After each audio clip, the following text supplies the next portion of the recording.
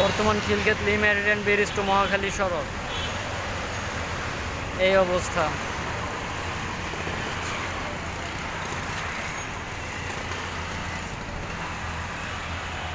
আর যদি আমরা এই দিকটা দেখি সেই ক্ষেত্রে আছে Dhaka Khilkhet Meridian bridge to airport সড়ক এই অবস্থায়। কোনো প্রশাসন নাই বর্তমানে, রাস্তাঘাট সম্পূর্ণ নিরাপদ। আমরা এটা রাখছি এভাবেই নিজেদের হাতে কন্ট্রোলে।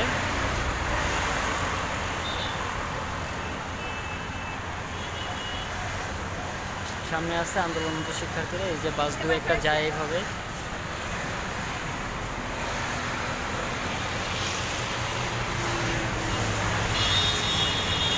ব্রিজের আরেক দিক আবার যেটা